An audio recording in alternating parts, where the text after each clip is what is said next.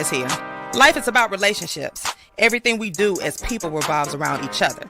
But whether you are a husband, single dad, or a couple facing new challenges, life is not easy. Did you know that having a successful and uncomplicated relationship is not a matter of luck? It requires the ability to be open, honest, and vulnerable. But where do you learn how to do that? It's time you tune into You've Got Mail, Messages from Him, a unique radio show geared toward the Black male perspective of family, relationships, and community. I'm your host, Tashawn, a certified relationship coach who brings a relaxed and unbiased perspective to issues such as communication, trust, breakups, divorce, and more. I know how to listen and understand. So tune in every Saturday at 10 a.m. Eastern Standard Time to You've Got Mail, Messages from Him, and prepare to be educated, entertained, and enlightened. WSTN DB HD1, Atlanta, Charlotte, a situations media station.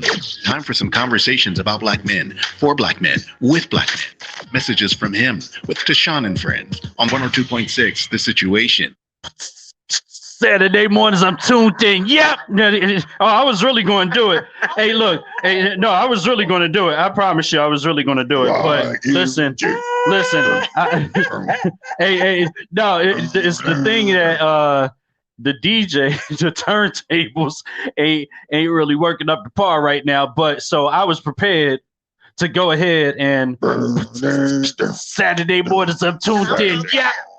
Listen in Saturday. No, I don't know the words, but Saturday morning. Tuned in to Tashawn and Friends. Yep. You got mail messages from him. If you don't drop that beat, You got mail messages from him. Drop your E. 10 a.m. to noon Saturdays. Tune in. Yep. Yep. I feel like Cole Brown right now. And cut. but do you see how we came through for you, though? Yeah, we came through. Came through for you. Yeah, now we at least got that. Now, can y'all play my drop? So what you saying? You don't like the live version? I know you don't like the you don't like how we rocking. I did. It's just something about the It's something about that. Yeah, something about the track. It's something about the track. I will have it by the end. My goodness. Yeah, why you got to do me like that today? You've got mail. Welcome. Welcome. Hello. You've got mail. Come on in, y'all. Live on IG don't do it like that. and on Facebook. Don't do it like that. Say it like that. Come on. Say it like that. Well, again. y'all didn't finish the song. Oh my God. Oh my goodness, we didn't finish the song. Y'all didn't finish Seriously. Yo, the remix. Ain't nobody dropped a beat or nothing on the table or nothing. Y'all no, she dropped the beat on the table. She Was clapping. No, I can't do She that. didn't do that. She was clapping. Somebody didn't do the what's the I was like doing the church Good clap. morning. Oh my God. what y'all What know how was you was that? Don't try to add. Y'all know how What was that? what's the beat on the table? Morning. Yeah, see, that's why I didn't do it. See, you know what? Don't act because you know you used to be the class, the one in the class doing the beat on. Good morning. And I never did the beat. Really? That wasn't my thing. Good Yeah, I morning. What? Nah, I mean, I know what you you're had talking that about. one- That You had talent. that one person that had the beatbox and the other. Nah, I wasn't that guy. You had that one person that can just go off. Yeah, right. Right. Just be like, yeah, I wouldn't be. I wouldn't have beatboxing. No. You want to be Yeah, I boxing. wasn't I that stick in guy. my lane. So none of y'all did the table, No. the desk. Nah. I Good did it morning. occasionally, but not for everybody. Good morning. Let's do it. Right, the beat on the table with the pencil. I was Yeah, a chair dancer. You were the chair dancer. So which one were you? So while you talking, which one were you? Yeah, I exactly. was the chair dancer. I was the boom. Yeah, it's like boom, okay, boom, boom. yeah. Oh, you tearing it up in the chair. Yeah, I was like, Turn up, hey, turn up, hey, turn up. that beat hit. Oh, Hey, boom. hey. Some of y'all are awesome. You really chair want the dancers. okay? So you really want the song? You really But want when the you song, get on don't your you, feet- Sean? You really want the I'm song? on But my when song. You get want on the your song? feet, I'm on my song. You know what? Doggone it, here she it wants- is. she Let's wants get her it. song. She wants her Turn song. it up. Turn it all the way up. Y'all gonna hear this song. I like Black Kings. We can learn a thing or two when we're locked in. One of the few places we can be heard. Facts, man, I rocks with her. That's my word. The show is enlightening, engagement always enticing. I always come with an open mind. I'm never frightened.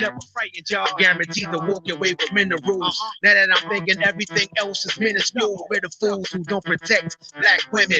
No argument, disrespect. That's it, y'all. Please come in peace when you call in. Cause the friends ain't no slouch fair going in. I'm gonna learn these words, I promise you. Y'all better listen if you wanna win in life, y'all. You wanna win in life, tune in to Sean the friend. You got mail messages from him.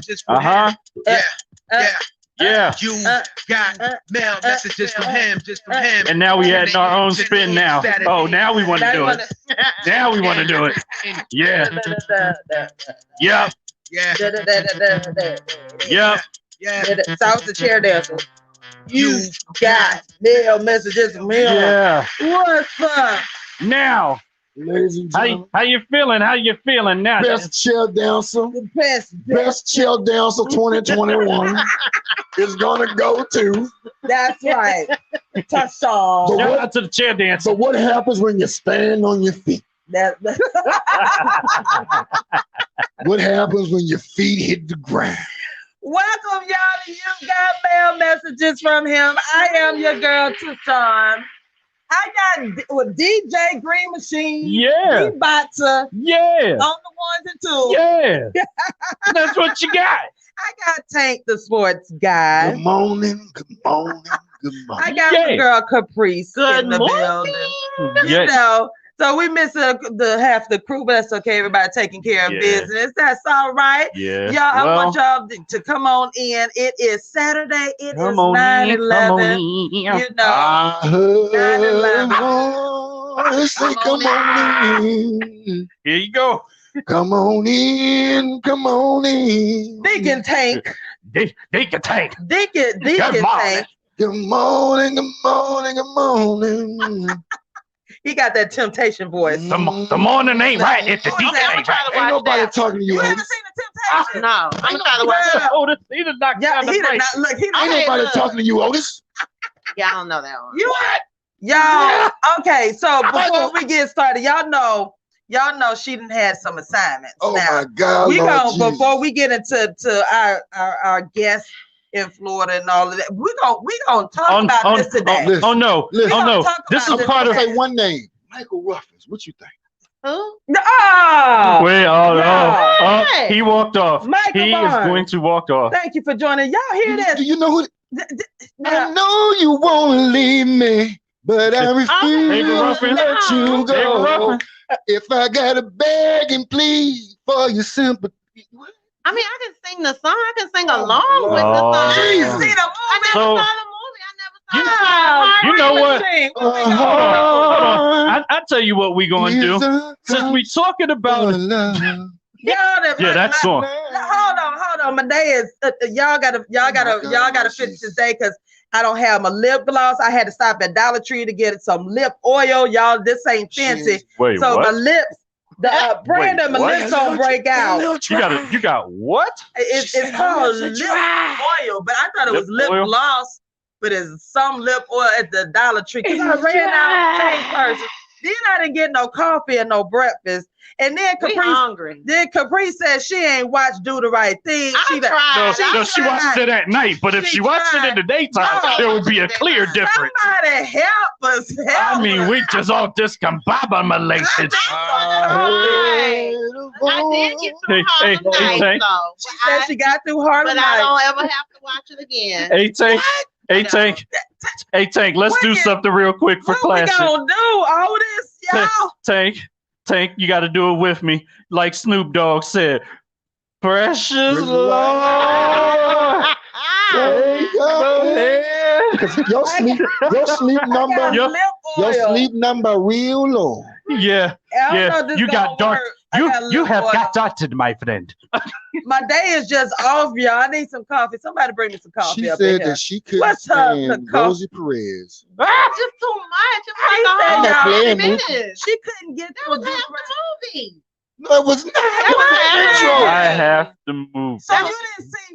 No, did you see the part where Sal and the pizza, the whole they nobody No. on She black don't on know the, what Okay, she so don't know I- what 20D is. So I fell asleep like off and on. So I did Y'all. wake up at a part in the movie where they were like, "Why is no black people?" And the man was like, Okay. "Well, build your own pizza place or Okay, something to that in effect." the pizza shop. And So you didn't see nobody throw nothing in the window. no, I Wow. tried. You didn't see Wow. Radio Raheem slam his radio on the door. No. You know, speaking of, You was it didn't- really Radio Raheem's? Was he to blame for that, or was he? It was already tension. It was already. It was already tension, tension inside. But Hey, was hey, it- Tashawn, move your mic to your left a little bit. Was Remember, he There took the you go. baseball bat off. Right. Yeah, right? Yeah, he did. But if you ask somebody who comes into your store to turn down the music and they Please. don't, Mm-hmm. did he provoke that situation? $1 million question. Always Hey, wanna that's the know. $1 million question. We might have to talk about that later because Did guess he what's provoke going on? the situation? You're in Hey. my hood. Hey, Tashawn, guess what's going on? What? She's what's going on this morning What because I do, what I did. what you do, what you did is what you didn't do, what you didn't do. So we're gonna talk about that She- one She's day. not getting out of the Guilty. conversation of We're the gonna assignment this week. We're No. gonna talk about that one day. You know, the whole radio. I always want to know, but you Yeah, I know, know. do the right thing. You didn't see the entire. Y'all, she didn't even watch Gremlins or E.T. Oh my God. I don't even want to ask if she's seen any The Sidney clear Poitier people movies. are even upset No. with her. She didn't watch. She hadn't watched. Yeah, that's pretty big. the She's E.T. never saw any Sidney Poitier movies. What? No. She's never. Wow, saw any that's the Sidney strongest Poitier reaction movies. Tashawn has ever had on this show. No. So you must Okay, plead y'all. not guilty. Yo, you sound like just I like just am not really They got me movie a dab in my lips with the Like, oil. I tried. Let me ask you a question. Yes. Mhm. I mean, there are some movies. I mean, don't that know. was like the original right there. In the heat Yeah. of the night. In the heat of the night, yeah. Oh, Yeah, the original. They ain't not the TV show. Because I was just going to say, now I used to watch that with my granny, but Yeah, it's no. not the TV show. That came from it. Right. That was. Yeah, not the TV Yo, show. somebody bring me some coffee up We're here. not talking I'm about on it. Matlock. We are not talking about those shows. Come on, you can be on the show. I need you. Bring me some coffee. Bring me a donut or something, because I'm my sugar low. Because she done gave me some other news. For sugar Well, low, she y'all. said a sugar low. For sugar low. I ain't had Somebody nothing. bring I her got lip oil because I changed purses and I don't have my lip gloss in there. lip oil. And I got it's LA colors. Oh, yeah, that It's- is the Dollar lip Tree. oil. It's the So Dollar that's Tree. what you give to the kids. Like, Lip oil. For they gifts, yeah. yeah, you This give is it- Not gift gloss, you but give it to oil. like your 5-year-old niece when Right, she want to play right. makeup. Yeah. This is it says lip Guaranteed to oil. last all of 30 minutes. No, 30 seconds. I'm going to Right. dry Yeah. I'm going to dry out That all your entire pores. tube will be gone Right. before the end of the show. And it's the strawberry kind, so I had to stop 'cause Strawberry. I didn't realize. I said, doggone, I changed purses. I'm looking for They my gave Don't you They gave you a flashback. Huh? It's a strawberry, y'all. She didn't say body butter. She said lip gloss. Lip That's a oil. whole nother. Right. Lip Now, oil. And the I Dollar picked Tree up- body butter don't And do it it. says lip oil. Lip oil. I'm like, so that it, Her- y'all. Guaranteed you know- to dry you know your what, though? lips in 30 seconds. It's a good. So Yo. y'all gonna keep seeing me do this. Cause my Yeah, lips the dry. whole time. And just praying that my lips don't blow up or nothing like that. Like Oh. just don't Oh Get my off. goodness. You're going to look like you from Orange County. like literally. Oh I'm like, how did I man. forget my lip gloss? like you went to your friend's house and they just had them already there. The Botox man just come on over. Yeah, Wow. because I'm like, I don't know nothing about this Botox on stuff. speed dial.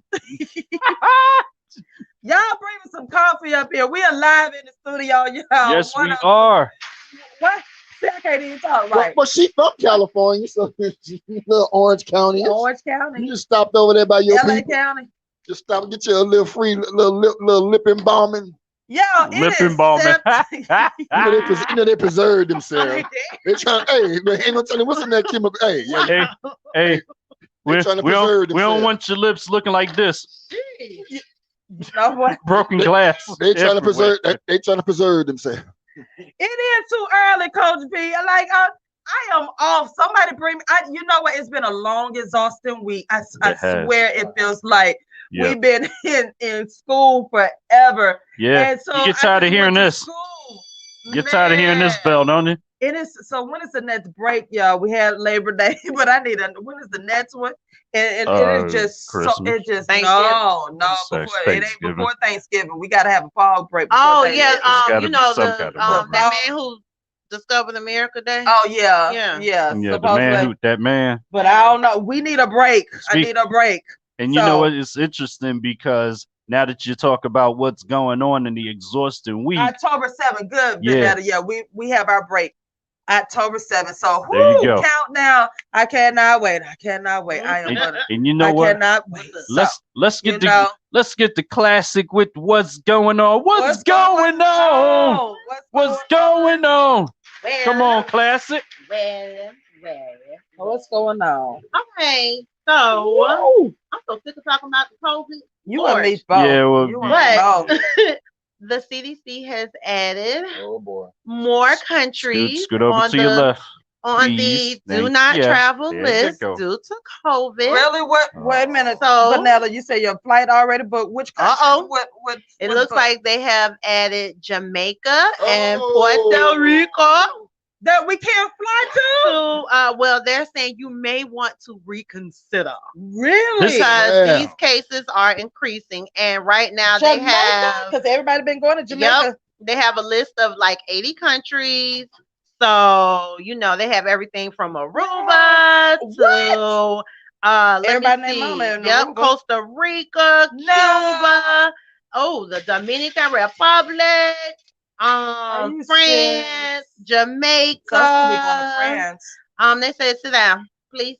No, okay. So everybody who booked trips this fall for those places just got their hearts broke. No, they say y'all can go, but what they're saying is but they're not. These countries. Yeah. These since people been going, now they're infested with the COVID. Right. People, and the thing about it, people are still gonna travel to them. So that's the thing about might it. As well. So Delta's performing in those spots, huh? Delta's stepping in those spots, huh? They going. I did obviously cancel performing well. I put my birthday trip on hold, so I didn't want to take that chance. Hey, T, tilt your mic up a little bit. It sounds a little quiet. No, the front side of the mic only. Just tilt that up. Yeah, just tilt it up so it's straight. It's not the cesspool. Yeah, like right there. Yeah, that's what it is. Okay. What's going on in the cesspool of Florida? The numbers. Yeah, the numbers are up. Yeah. The numbers are like little foreign countries. Yeah. Like for real. Yeah. Y'all keep acting it's like it's a third world country. Everybody's still going to that side. Like, you know how everybody else in red, they just got flames. Yeah. Wow. I mean, it's like it's increasing. Yeah. How worse can it get? It's y'all won't and do you right. On the beach. Won't do right. Just won't do right. Like it just okay, finish, Capri. Y'all don't understand. So that was that. Then I don't know if we're gonna talk about it later, but I guess we can go ahead and talk about it now.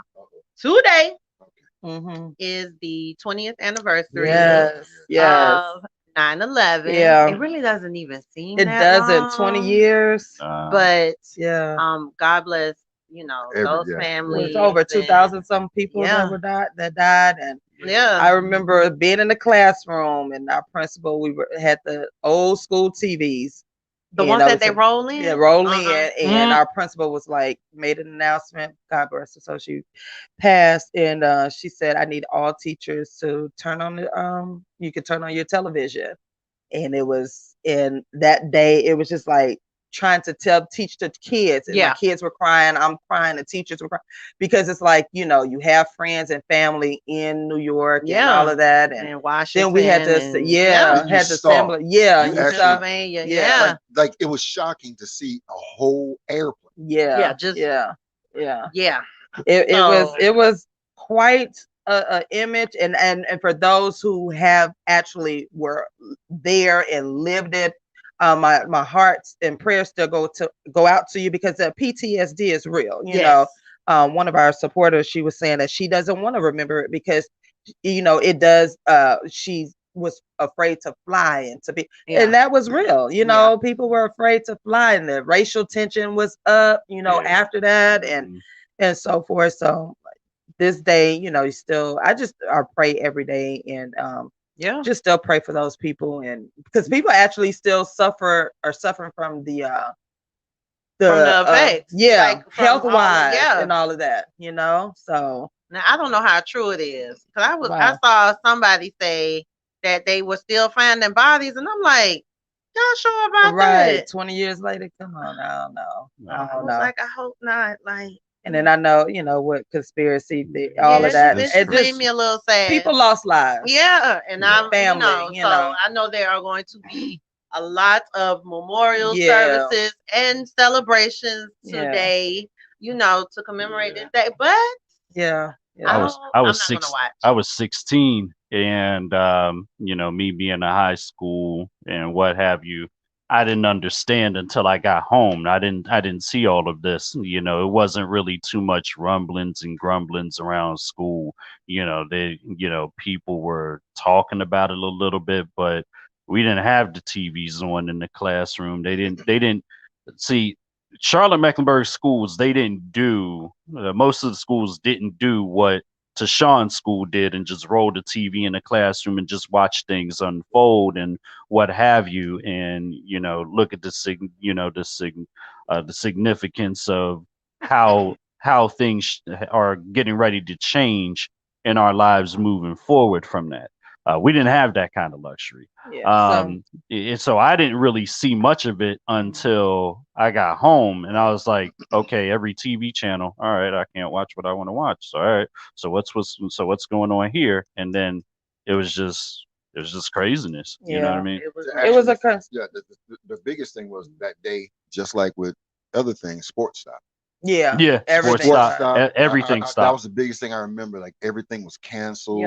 Flights were canceled. You could travel anywhere. Teams couldn't move to the next city that they were playing in. They shut everything down. It was a week where it's the most eeriest feeling when there's a whole week you see sky and there's nothing in the air. You don't hear nothing. You don't see them and the whole world was just on alert. Right. It was like, okay, can't do this, can't do that. So prayers out to everyone. 9/11, a day that we definitely won't forget, but also just praying for those people who are still affected by it to this day. So you know, things are always happening. Anyway, what else is going on? I want to talk about it, but can I just touch on these fools in Texas trying to tell me what to do with my uterus, sir? Man, when I tell you that, come on. Every white man that's telling a woman what to do with her body. Get a vasectomy. Wear a condom. My thing is, do a Lorena Bobbitt and snip it off, because it does take two. How you gonna tell me what to do? Are y'all looking at who this law and who this rule really affects? Are y'all really looking at who it affects? You know who's gonna affect? No. What they're trying. Think about it. What is decreasing? White people. So if if I need to increase the population, I'm gonna stop. Because let's be honest, in our community, as our Black community, it is shunned on. And so most of the time in our community situation, we end up having the baby, which increases the Black population, which has been the cycle for years. But theirs has been in the opposite. The minute you get pregnant, you're going to be taken to a private place. They're going to you're going to be end up missing. Where'd Jenny went? She went to go visit her cousin down in the country. She come back a year and a half later, 2 years later, a whole different person. You know, with anger, with grown people issues. Right. So I mean, it's about numbers, and that's the sad part about it. They're trying a roundabout way to do it. But my heart goes out to all women out there. I do feel it's your choice. It's your body. It really is. You have But wouldn't the you conversation want... over your choice you got to make with the big man upstairs. Right? Exactly. But there's, I mean, you know, so like, how can you say, oh, it's a life? But what about the lives that are already like here, that don't have food to eat, that don't have a place to live, that are not going to be well taken care of? I mean, it's I mean, I'm like, do what you want to do. I mean, you can have abortion, don't have one. I ain't gonna lose no sleep at night over it. Like, I think what it's you just do, but it's just like, no, those type of decisions. Again, it's just like when men make menstrual pads for us, telling us what we need in our body, and when the whole time they're filled with chemicals that are damaging our body, because one, a man created this for a woman. You don't know anything about my body. Nope. You create bras, heels, or whatever for our body. You're creating these things, or you're saying things for our, and you're making these rules, because most women don't know they're pregnant after like 6 weeks. You can miss a period or whatnot. And for any circumstances, it's you're telling me I can get raped by somebody and I don't have a choice but to carry this baby now. And so now you're just, it's sad. It's sad that these men are making decisions decisions and putting a bounty. So y'all got $10,000 to give away for every snitch, right? In Texas. Right. But don't y'all got homeless people and natural disasters and everything else? How much they get? Yeah, they get some money. $10,000 for 10 snitching. G's, Chief. For snitching. And you know people gonna do it. So much for the code. You got somebody right there making a list. I saw you was pregnant. Right. I heard Tyrone finna take Keisha tomorrow over there. I'm about to cash out. Let me go ahead and call them folks. I'm about to cash out. Yeah, it's sad, but hey. As the world turns, it's on top of other issues. And as the world turns, it does, because it's I was like about it's to do the intro. That used to be my show. It's always something. You got something else for us? We got some shout outs. Okay, some quick shout outs. Our guest is here, so look what we got. The shout outs. Who we got? Hold on, let me. Yeah, I know. Little over here. Yeah, the vision is the first thing to go. This ain't been going since I was 5. Lord. What's up, all right, so we're gonna shout out Chef Green. I want to call Chef Green Jolly Giant so bad because I Chef Green like Jolly. You gotta get some smoothie. Oh yeah, I need that smoothie. Wake up with a smoothie in the mouth. Okay, Chef Green. Like next time you roll through with like a little thing of something, like smoothies or something. So Chef Green, she need that clean. Might be en route. Private she need that clean. Not a clean. Those smoothies gonna do it to you. Honestly, hey, listen. Yeah, we had them. Listen, we know. Listen, and it's gonna be altar call in about an hour and a half. I heard the wind. Now we have to have this. I mean, not to get off subject and not to be. I don't like to poop. That is so disgusting to me. Oh my God! We got to talk about my mama said. You better embrace the poochie. My mama said I have been weird since I was a child. Like the thought of pooping. Yeah. You better bring you a magazine. We're gonna have to talk about that because I was like that too. Like I want to vomit. Like you better make that an event and praise God. Now? Oh, I have to. You got to. You got to release. I mean, I know you have to. It's a but blessing. It's just like I still get grossed out. Like, ew. Let me tell you something. The sponsor shout outs just went. Okay, Caprice. Look, the healthier you are. I know. That is true. That is true. I'm talking about it. That is like a clear sign that you are healthy. Yeah, that is true. And if you can go twice a day, oh my God, Jesus! Woo! You know my guests up here looking like, what are y'all talking about? Lord, okay. I'm gonna get We're gonna get this shout. All right, Chef Green of Jolly Foods Private Chef Service. Reach out to the chef at Carl the Chef on IG. Reach out to him at 216-301-0513. Also, visit the Plush Lab. The Plush Lab. Please and thank you for your full body waxing service. Yes. Facials and more. Visit www.theplushlab.com or reach out to them 833-883-7572. Those are this hour's shout outs. Yes. And again, if you all want your business shout outs, email me at ygm7671@gmail.com for your business shout out. Okay. Definitely. We got some more coming, and then also some more topics with Caprice every Saturday here live. As she talk about poop. I'm sorry. Oh my gosh. I'm so sorry. But it is, you know. We do that right before Chef, though. I know, like, but hey, I mean, that's the beauty of us women. We gonna say stuff. We are. You better embrace it. We gotta embrace it. Listen, y'all. Chef Pooch Hall, how you doing? Can you hear us? Wait a minute. Let me see. Something wrong with the mic. So, yo, we have, while we fix our mics and whatnot, we have celebrity chef TruChef Hall on line with us. And I'm going to read his bio quick.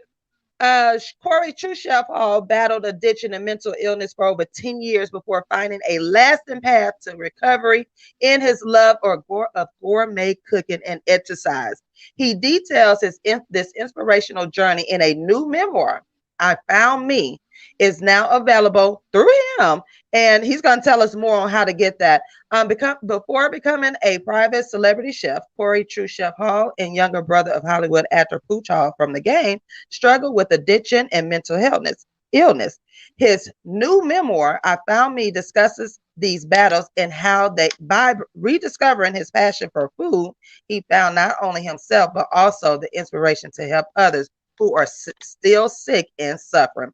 You guys, help me welcome Chef Hall to the platform. You've got Mel. What's going on? Can you hear us? Here. Up, you froze, Chef. Huh. I can't. Do I mute his mic? No. Okay. For some reason, it's not coming through there. Okay, it's so supposed to be coming can through. you log out and come back in? Because you're freezing up and we can't hear you.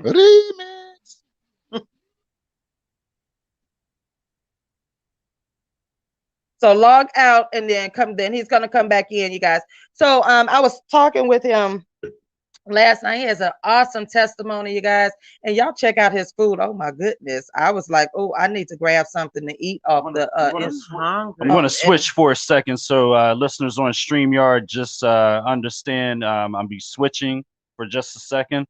So what did you say, Lisa? You said good health. So Chef Hall, he's a celebrity chef down in Florida. He does work all over and so forth in his food, and he named him. He's called the sexiest chef, and it was funny to see like the women on my IG like, who that? Who that? I'm like, y'all got to tune in to find out who it is. You got to find out who the sexiest chef is. So can you hear us, Chef? Yes, there you go. Yeah. What's going on? How you doing? How you doing? Can you hear us? Yes. Okay. Gotcha. You got it turned up, DJ? Yeah. Okay. All the way up. All right. What's going on? Welcome to You Got Mail. How you doing?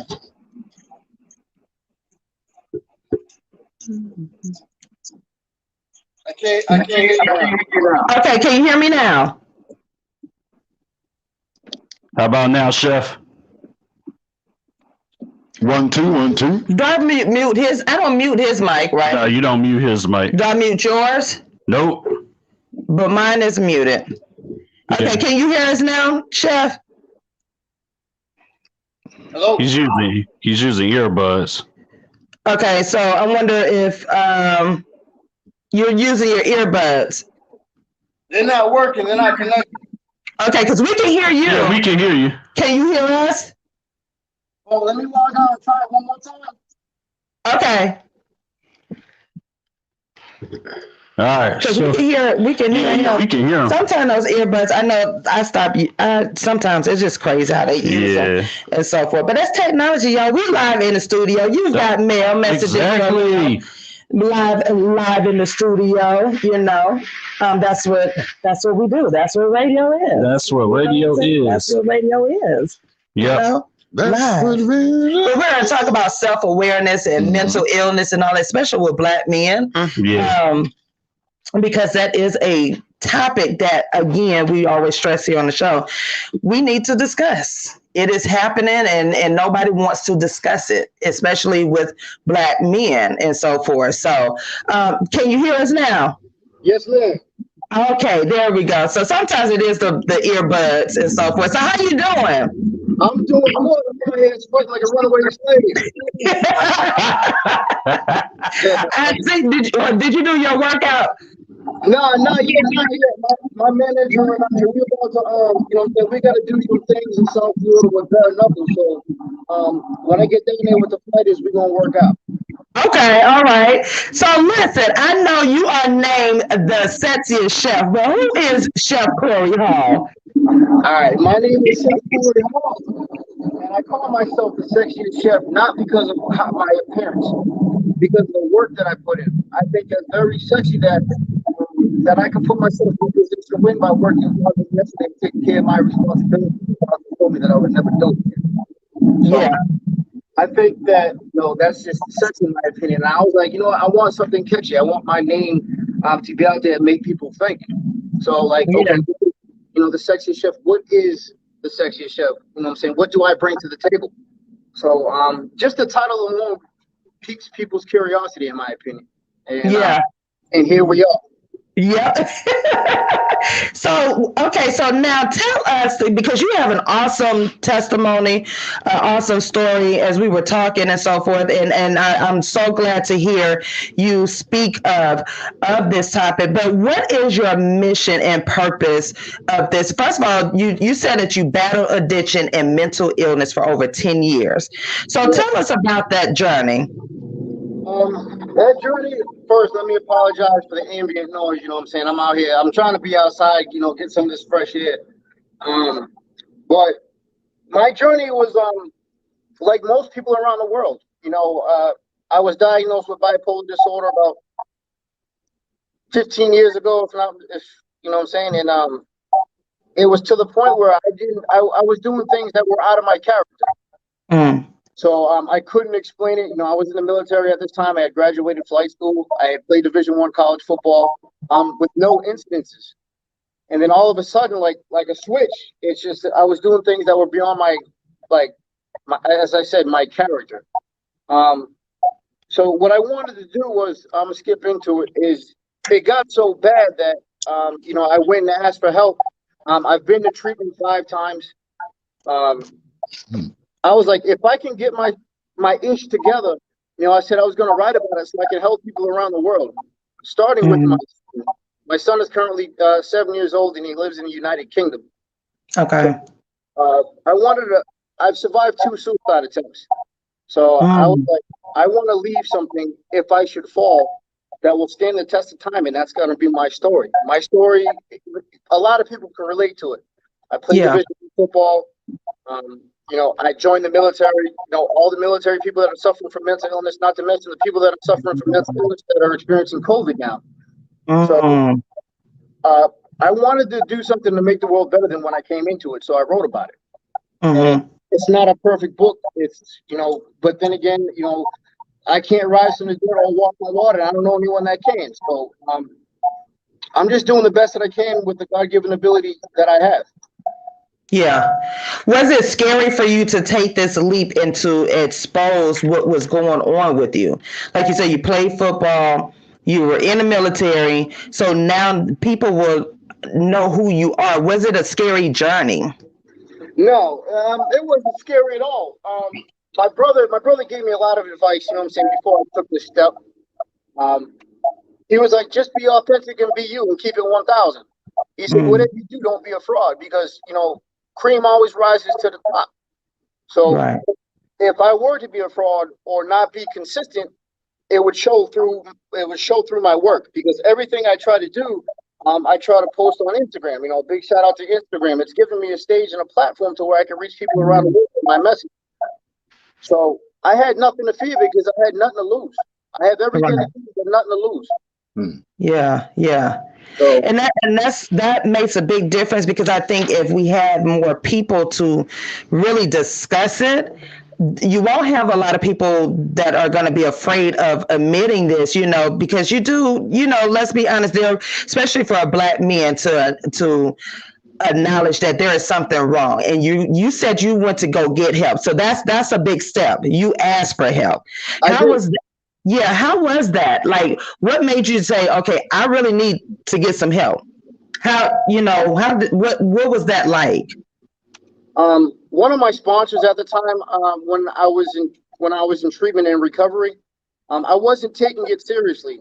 Like most people, when you in the beginning, you seek treatment to shut people up. You don't really understand that people are trying to help you because you're not asking for help yet. You're not realizing that there is an issue. You can't see it yet. Like I'm sure people are familiar with the term rock bottom. Most people have believe that they've hit rock bottom when they're not even close to it. So that's really, in my opinion, that's when they start to go, seek help, but not on their own accord. They usually do it to please the loved one, to get out of trouble, court order, things of that nature. But that's not going to get it. Yeah. Like I said, I've been to treatment 5 times. I've survived 2 suicide attempts, and I had to go through that for it to work. So the tipping point, the straw that broke the camel's back, was when one of my sponsors told me, he said, "You know what? I don't believe you're taking this too seriously, so I'm going to tell you this." He goes, "If you're not going to do it, there's going to be a man that's going to be able to raise your son, and it's not going to be you." Nah, that's my blood. He has to be here. So I'm going to make sure now that he's here, he's going to have the keys, the keys to the Lambo, so he can drive it like he stole it. And that's knowledge. You know what I'm saying? There's a lot of single parents out there doing the damn thing. Big shout out to them. And I didn't want my son to be in that predicament. Yeah. So my father was there for me. My mother was there for me. Their marriage, dissolved early. That was, that's traumatic for any child. It happened when I was at a young age. My brother was older. But that was like the trauma that started it, I believe. Okay. Later on down the road, when I was about 10, my father and my brother got arrested. That was a big story. And I was at 10 years old. I had to grow up pretty quick, so I was exposed to different things that I wasn't prepared for. But guess what? You got to step up to the plate, because life ain't gonna care if you quit. And that's a philosophy that I live by. My dog told me, he's like, you know what? The strong take what they want, the weak get what they must. So you got to be strong enough to take your smile back, spite the adversity, spite all the excuses, because excuses, in my opinion, are tools of incompetence that build monuments of nothingness. And I'm fresh out of piss poor ass excuses. Yeah. Wow. So then with that journey, you went directly into chefing, or how did that come about? Now, what I did was, before, through my bouts, through my struggles, I would always go back out to LA. And my brother was like, "Man, yo, this is what it is, dog." And my father used to tell us when we were small, it's not work when you love what you do. I'm watching my brother on TV. Next thing you know, I'm sitting next to Tyra Banks, going to Def Jam parties. Yeah. But I knew what I wanted to do, because when I seen every event that we were doing, everybody was around the food. Now, most people know that unless it's a holiday and you got Uncle Pistol Starter coming over, you know what I'm saying? It's usually a good time. Yeah. So I'm like, I can kill 2 birds with 1 stone, because I know I can cook. I can do the damn thing. I've cooked in 8 countries. This was before that, but I needed to know how to get in the game, how to have presentation, the quality of food, the integrity of food, visual placement. I had to learn all that. And the first party I went to where it clicked was at Tyra Banks' crib when they were filming America's Next Top Model. When I see like $120 slider, that was, filet mignon A5, Wagyu. Yeah. Wait a second. I don't know what slime is only about. Right. So then again, and then when I seen who was there, and I'm like, I belong here. So then the next big event, I was in treatment still by this time. My brother called me. He's like, "Yo, meet me down in Miami because you know what I'm saying. I got a Def Jam party." So went to the Def Jam party, and I didn't really mind who was there. I'm just trying to see what the delivery was going to be, the food, you know, things of that nature. Yeah. And they said that bill was $78,000, and we was only there for like 2 hours. I said, "This is my speed right here." Right. I said, "Hold on," because I'm not gonna lie, it was the like 4 shrimp for a pound, deviled eggs with truffle oil and caviar. Yeah. It was Young Jeezy's album release party. I was like, "Ooh, if I can get my hands on these products," I said, "I can make this happen," because I feel that, you know, between my brother and I, we have a personality that people like to gravitate to because we're good people. You know, you know, we want to help people. You know, we like to entertain. Yeah. So I was like, if I can get people to sit down and eat my food, then I could tell them about my story. There you go. Boom. And, I found me. And then what I had to do was just put it into action. So, like, I've never asked my brother for too much, but he's always given me the advice to, you know, put myself in a position to win. Because he told me, he's like, "Dog, you're going to appreciate it more." He's like, "Trust me." And then it brings me back to when my freshman year in college, before I was even, you know, experiencing, in my opinion, like the first signs. Sorry. See, down here in Florida, you can drive anything. All you can slap a license plate on a lawnmower and be on the highway, boy. Florida got that good weather, that sunshine weather. I guess that explains why we see the news stories. Florida man did this. I love the great state of Florida because you never know what you're going to see on any given day. Right. Olivia said, "Tell everybody who your brother is," because you keep saying his brother. Yeah, my brother's Pooch Hall. My brother's the actor Pooch Hall. He got his start with Spike Lee on Miracle Boards, and I was there for that. You know, that was my freshman year in college. You know, I thought I was going to the NFL till I seen how big them cats are. I was like, "Hold on, let me rethink my life decision." Hey, God, for real. I was always around NFL players, whether it was with my brother or in college. But the work ethic is, when I saw my brother get a taste of what was going on, we used to drive from Boston to New York every day. Wow. From Boston to New York every day for auditions. You know what I'm saying? This is no guarantee you're going to get a job, but if you don't put yourself out there, you ain't never going to win a lottery. Right. One day I had to, it was time for me to report back for football at college, and he called me. He's like, "Yo, man, Spike gave me the call, dog." I was like, "Man, just stop playing." Next thing you know, I'm watching my brother on TV, and I was like, "Good for him." Right. That let me know the value of perseverance. Yeah. You know, because there's no guarantee that even I'm going to make it, no matter, in spite of everything I've done. But I just got to trust the process and keep it moving. Okay.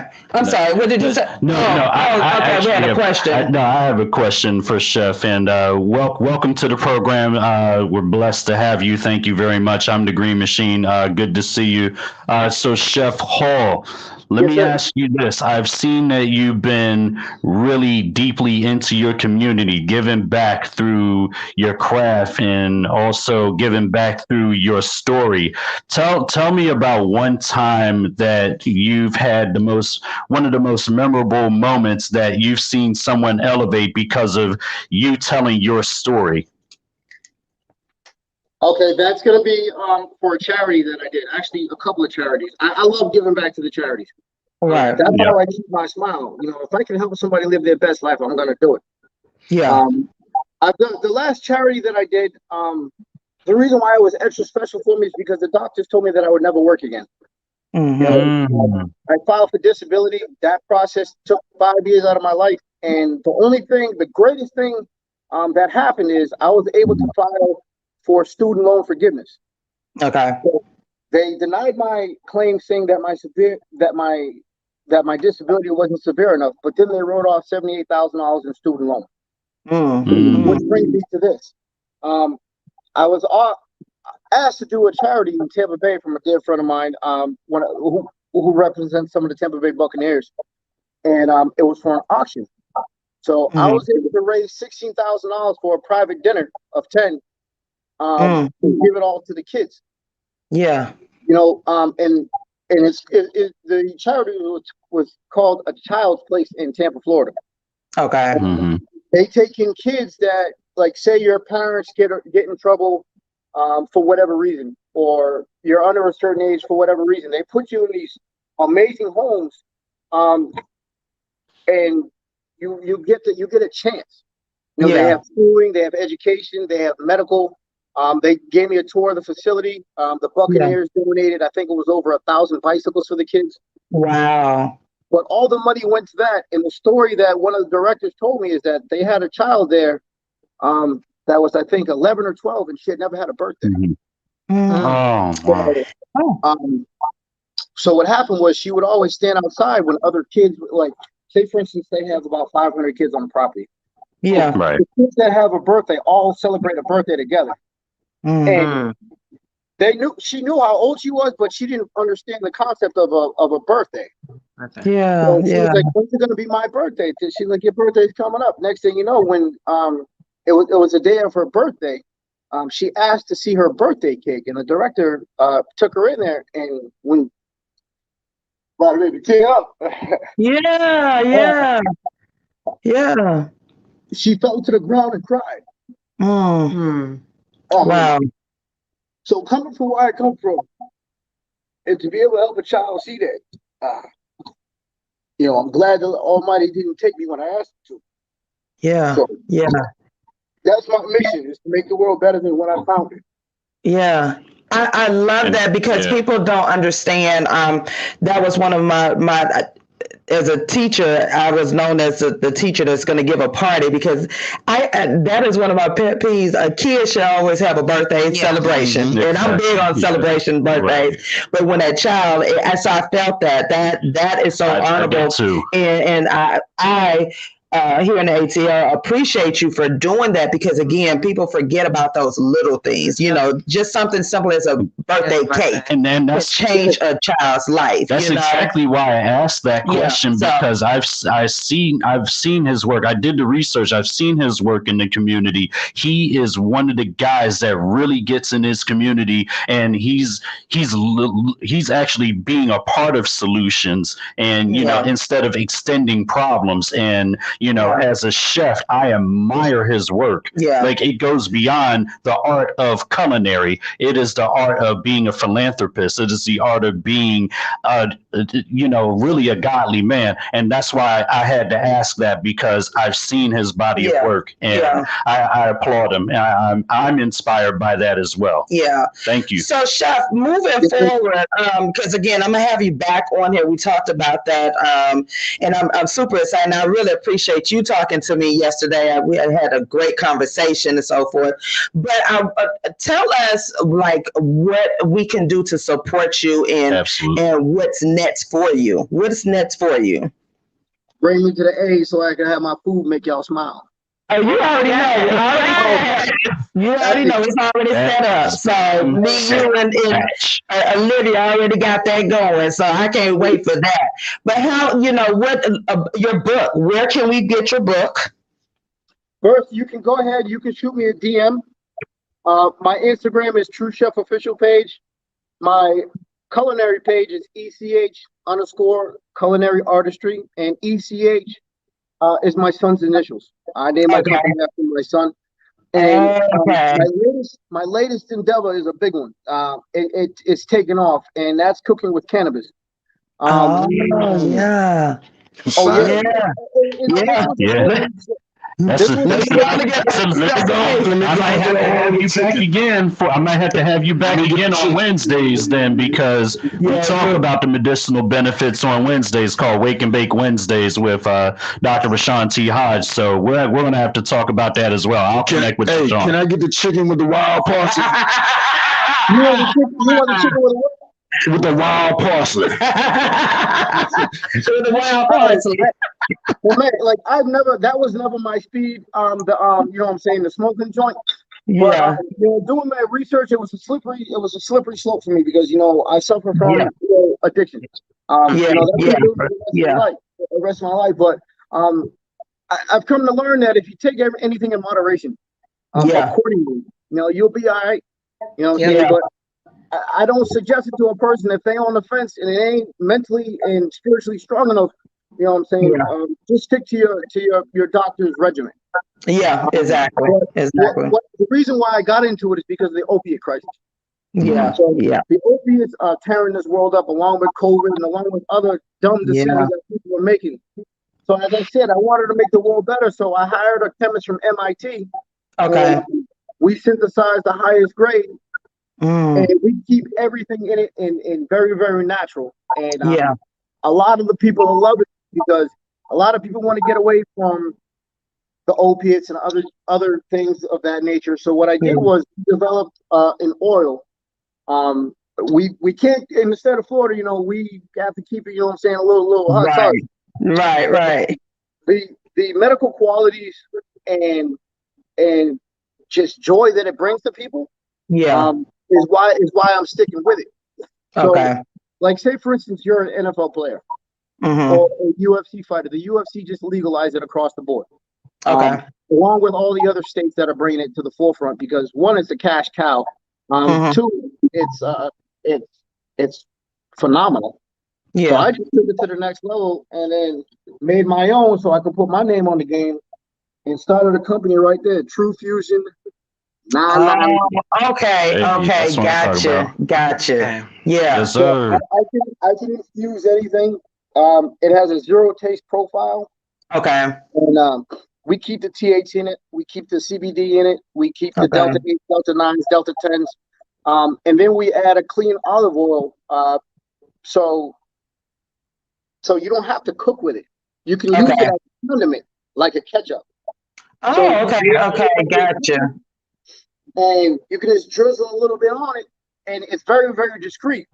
Yeah. So, some people just have to smoke. With this, you save your lungs. You don't have to, consume the carcinogens and all the other bad elements from smoking. And it's a lot cleaner as well. Okay. So there is a purpose for this. It's not just, I'm just doing this, jumping on the bandwagon. You're literally creating this for the purpose of helping people to come off those other addictions. That's correct. Yeah. We live in Atlanta, and Atlanta is a hotbed for opioid use as far as addiction and also with deaths. That's the thing that people are not realizing. Pain is real. Yeah, it is. Every day pain, nagging pain over years changes people. Yeah. And it drives them to it. Yeah. And they're not being told of a natural, real solution. Of something that can also, people don't realize opioids don't just affect your body, it affects your mind. Yeah. They really and do. your family. Because the opiates, what they do is it attaches to your dopamine receptor. That's right. They bind, which means that you become dependent on it, which is the reason why people get sick when they can't get it. With this right here, it doesn't do that. But anything that brings you pleasure is technically a drug because it releases dopamine, which is why it's called dope. You naturally have it. But like with opiates, like fentanyl, your heroin, your oxycontin, those are beyond what you're supposed to release in your mind. That's the reason why it's regulated so highly. But then again, there's a black market for everything. So as I said, I want to make the world better, so I'm developing something healthy and clean, and it's not all about the money. I can't take it with me. You know what I'm saying? So I'm doing the best I can with what I got. Well, you're doing a phenomenal job. I definitely want to thank you so much for coming today, and it was an honor and a pleasure. And again, this won't be the last, so we've already been in talks with it. But before you leave, again, how can we connect with you, and where can we support you with your book and other endeavors? You can reach me on my Instagram. I do a lot of work with my Instagram.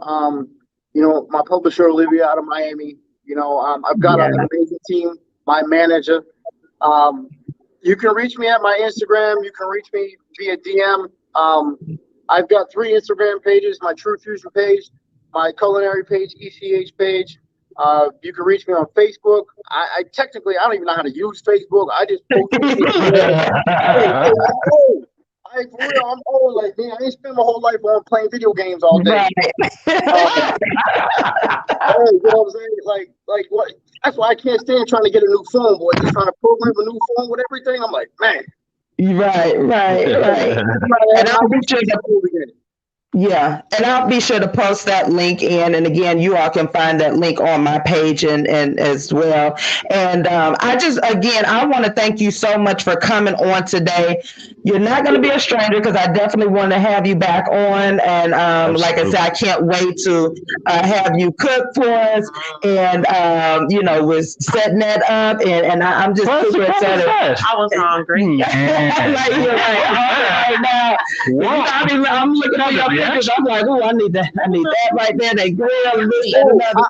Oh my God. I got one funny story for y'all real quick. I was cooking up there at Shahuka Lounge. Big shout out to Shaq. Big shout out to Yusuf. Out in Stokebridge. And Shahuka Lounge is an amazing, it's outstanding. It's a work of art, like where you can have the best hookahs from around the world. Right. My man Cujo from Goody Mob. Big shout out to Goody Mob. Big shout out to A. My man said, I got him a 15-pound red snapper because I did a private dinner for Otis Nixon. My man Yusuf the Great. My man called me the whole, like, when he saw the fish, he like, man, yo, shut, man. Don't drive 8 hours and have the fish all rubbery, dog, because, he said, I got my red snapper. Right. But yeah, that was the funniest thing. I bring the freshest products up there to the A. The A is showing love. I'm saying Lucky Luciano, Big Goody Mob. I'm saying Megan Measy, Yo Gotti, all them. I'm saying everyone showed me love. Shaq. Yeah. And then I'm saying, and my brother's getting ready to start filming there next week or 2 weeks. Yeah, I can't wait. Yeah. Shout out to him. He's been pretty. I'm a game fan from day one, so I will be there. You need little extras, y'all call me, okay? Y'all need some extras. Y'all call me now. Y'all call me. Hey, get Tank on there. That's right. Call me, y'all. I'll do a little extra. So again, Chef Hall, thank you so much for stopping by. I'll be talking to you, and you got an event today, right? Yeah, we're about to take off right now. You know what I'm saying? Big shout out to the United States of Miami. We doing a damn thing in the bottom in the 305. Big shout out to Dada 5000. Most people know that Dada 5000 was Kimbo Slice's bodyguard. That's right. Yeah, you know what I'm saying? So we got some big things popping, and I just want to say this to one thing before I go. You know what I'm saying? To anyone out there that has a dream, go out there and get it. Because ain't nobody going to give it to you. Don't let nobody tell you can't do it. You know what I'm saying? It's, trust the process and keep it moving, baby. And when necessary, ask for help. Yeah. And I appreciate those words to me yesterday. It gave me a lot to think about. And I was like, you know what? I ain't trying. I am doing it. So I thank you so much. I thank you. And again, I'll be talking to you, and enjoy your day. Chef, the sexy chef. That's right. And I got them chitlins you asked for, so I'm going to let them ferment. I'm gonna let them. You know what? You ain't even have to get off the line. Get off the phone. Yo, Chef, I'll blow up your spot. So you hear your chitlins coming. Look at that. Chitlins. Thank you. Appreciate you, Chef. All right, see you next time. Peace. Yo, Chef man. He's a cool guy. He gave me a lot of inspiration, and again, just talking about the mental illness, that for him to step out and talk about what was going on with him, and just as a Black man, just to say, hey, this was what was happening, and I needed some help, and recognize. Yeah, to recognize. Yeah, and again, praying that his message will get to other men, and say, hey, you know what? There's something wrong, and let me go seek some professional help. Let me go get something. Let me do this. So he definitely we're gonna collab and get some stuff together, and I just really appreciate him, and thank you, OD, thank you so much. You got mail, and so far we are coming into the next hour. Yep. You know what time that is? It is sponsor shout out. It's time. It's sponsor shout outs. Let's get the crowd going. Let's get that crowd noise going. Shout outs. Okay. Yeah. You know what? Whatever. I like my shout outs. It's a little shaky there. Okay, I done broke her little heart in a little glass pieces. Go ahead. I'm getting carried away with these sound effects. Please go. Clearly. AR Delectable. I want some more of that grits. I'm so hungry. Yeah, no. She said the grits. With the sugar. No, man. No. What's wrong with you? You have dessert? Sugar on grits. You have That's dessert? What I say. No. Dessert? That's what I say. No, sugar on grits. No, ma'am. See, you know what? I said when I said. Cream of wheat. If she gonna eat sugar on grits, I'm gonna eat cream of wheat. I put sugar on grits.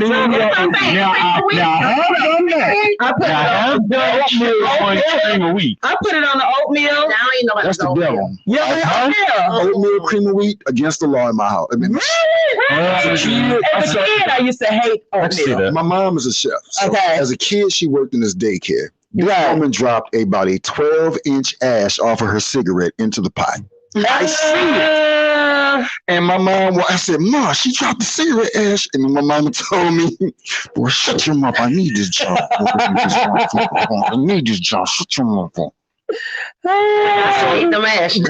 No, I sat there with my arms folded and watched everybody eat the oatmeal that I saw this lady. And because she was of a particular variety, I was not allowed to tell. I couldn't tell on her. I was not allowed to tell her. Come on now, you know a 5-year-old, he don't tell. He don't tell it all. I saw the ass drop when she mixed it in with everything and looked like little speckles of pepper. I want to tell it all. I'm gonna tell hey, when your mama walk up to you and tell you in that grunt and that undertone, you know what? You guys have done everything. Because if they would have found out, it would have been we're gonna have trouble. I sat there, and the killer part is, I remember everybody name in front of me that ate that oatmeal. Oh Lord! So when I was sick, my first I was 6. Kim Jackson, Chris Peters. You know what? Called them all out. I know. We grew up together, so I know. And you're like, y'all all person that found out. We ended up. I'm not gonna say the name, but the skunk daycare center. We all went together. We all went there together as a group, and I'm like, their first time finding out if they're listening. I know, right? You saw them eat the ashes. And how many years ago? And about 7 we in our 40s. You all right? Another ass ain't hurt you. I can't wait, Easy. Real quick, congratulations, Easy. He said his book, he's coming out with a book sale. And I had your t-shirt on last week. I'm going to wear it again so I can give you an official shout out. Big shout out to Thank you so much for supporting my lifestyle. Yeah. Listen, big supporters, supports. Yeah. YMG supports Tank the Sports Guy, man. Yeah. Love you, man. Thank you. Appreciate the company. Thank you so much. Gotta get some more gigs. Some of the new stuff that he's been showing has been off the chain, so I'm going to definitely wear some. Right. So and I gotta order Chef his shirt, so I'll wear it again so I can make sure to we actually know people that I know, right? That's what I'm talking about. Like even before we had our friend that had that Kia. We know people that own stuff now, like they own I saw a post that said everybody know the owner in Atlanta. I said, well, that is pretty much true. Yeah, you know the owner of somebody. Really true. If you don't, you better know one. That means you've been closed in way too long. You gotta elevate your group, your group that you hang out. Oh, thank you. There you go. I told you he was on route. I told you he was on route. I see you, I told you he was on route. Okay. What's up, Jeff? You ain't bring nothing. I told you he was on route. You ain't bring nothing. No, when she said what she said, he was on route already. I said that at the beginning of the show. He in route. Yeah, you did. Yeah. And chances are, if he didn't hear that, and he's already left the building, he's not bringing Jack. He ain't turning back around. He gonna come straight in. I'm hungry, babe. I ain't drink no coffee. I ain't stopped to get no donut or nothing. Guess his message to you is just hurry up and finish the show then. Anyhow,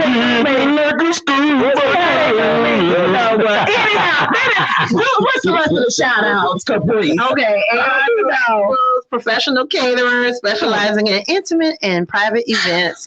Follow them on IG at AR2some. That's AR2some.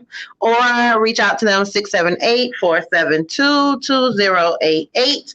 Also, Lash by Tangia with the magnetic lashes, the little snap and clap lashes. Did you try to sit them on the fridge yet? No. Okay. Power on. I'm just saying. It's the school lunch menu. It's the school lunch menu supported by lashes. You know what? Lashes. But please reach out to Tangia for these magnetic lashes at 404-781-8437. Please. Yes, please. And make it snappy. Make it snap. I make it The snap. hydraulic model. You know That's right. Oh, that's all right. Yeah. Looking through. That's okay, because they what? Look at that. Look at that. Yeah, they right. They right now. You got mail messages from him. I got to Shine. I got Tank the Sports Guy. Good morning. Good morning. Hey, we gotta talk about your endeavor. Oh my God, I got Caprice in the building. Yeah. I got DJ ones and twos and threes. DJ Sugar Bear, huh? You know, he's just a little Similac. Yeah. He's just a little bit. DJ Similac. He's young and ready. DJ Infamil. DJ DJ Black Gerber. So listen, y'all. We had, I but I wanted to send a condolences to one of my favorite actors, Michael. He lost his life. Speaking of the drugs and so forth, they said they found the drug paraphernalia by him and whatnot. And that's, I never make fun of anybody with an addiction. Never, because you just don't know. They battled over time. They can get free. Like Corey said, how many times he was in treatment? 5 times, and this is ongoing battle, and every day it's a battle. And then when people make fun of folks, they could just quit. No, it's hard for people to quit, on sometimes. And addictions are not just with drugs and alcohol. Addictions could be with sex, the pornography, with food, with just obsessing with anything. And if you don't get the right type of treatment, or it's a battle every day. So my heart, it goes out. He was a brilliant actor. I never was into The Wire. Yeah. So I didn't get into his. I'm with you on that one. I did look at a little bit, but I wasn't into. They said that was like the bomb. Okay. Series. Omar, his character, I never got into it, but all of his other stuff I love. But I just never got into The Wire. I'll tell you this: the amazing thing for me is just recently when he went on the awards and did the tribute to DMX. That right there, I saw a channeling there of DMX, and it's crazy to think that now they're Because he could have played. I think he could have played a good DMX. Like that's what I'm saying. I would have looked forward to that. He would have been the one that's most spot on. He had great range and talent. He absolutely. Boardwalk showed you the range. Yeah. One thing to play a gangster or a character from your own neighborhood. Yeah. But when you have to channel that to a whole different other time. Yeah. Right. Yeah. In Boardwalk, I mean, he showed that I can play this in a whole nother era and still be as effective. That's right. Range for a young brother. Yeah. Yeah, he was only 53.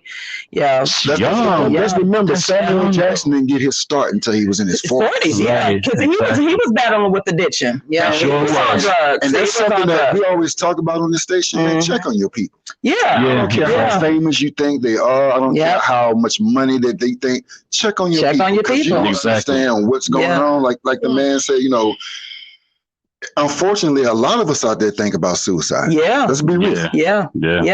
A lot of it passes through your mind. Check on your people. Yeah. Make sure mental health is not a game. It's not. Especially like now during COVID, things have happened and people are still thinking like it's over. It's not over, because more problems are coming up. People cannot find jobs. I know there are a lot of hiring signs out there, and I'd say those jobs are for the teens and whatnot. No teen should not be without a job right now.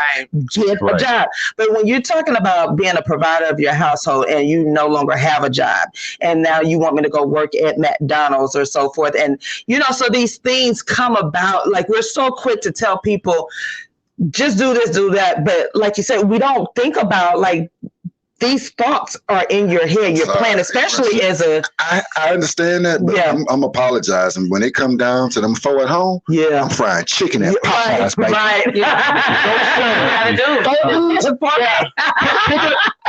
I'm washing cars. That's one thing about it. I ain't shaming nothing. When it comes down to making sure that they do at the crib, I'm frying chicken. I might be serving some burgers. I might be that cat at Walmart. Okay.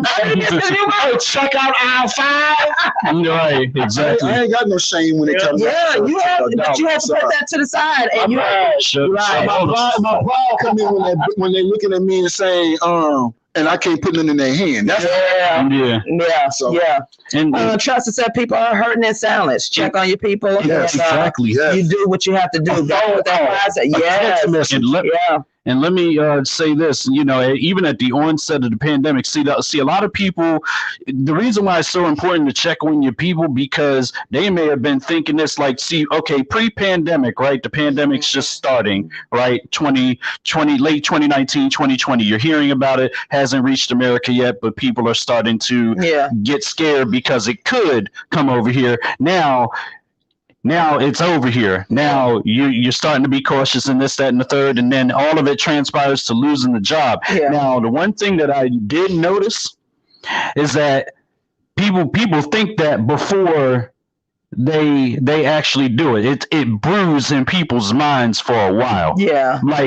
But a lot of people, when they're on top, especially the ones that are on top already and have been at the top for decades, and the pandemic just shuts down your whole operational business and nothing else is coming in, no residuals, no nothing, because nothing's moving into your bank account. People lose their mind to a point where even the ones that have it all can think suicidal thoughts, which is why a lot of, at the onset of the pandemic, as odd as it may sound, but it's real and it's a harsh reality. I ride MARTA every day. Okay, I'm not ashamed to say that. I don't care if you don't like transit. I ride MARTA every day. People were taking themselves out by train. Every time, and I would be on the train and they would shut it down. One happened on my train at the first month of the pandemic, and I was stuck for 4 hours. I had to call out the whole day because of it, and stuck in at Lennox. So, and not only that, it didn't happen once, but it happened like the weeks after that one incident. It kept happening. It was one every week. One every week. They may not have ever written martyr ever before. They may have just walked through the gate and said, I'm just going to take my life out. I'm not paying no fare. I'm not going to pay to take my life out. I'm just going to walk through the gate. People think about this stuff and actually formulate plans of action, which is why you have to check on your people and love on your people, because you don't know what kind of thoughts that they have been thinking already, and they may be at that breaking point at a certain point. So just please check. I know, and my prayers go out to the Baxter family. They're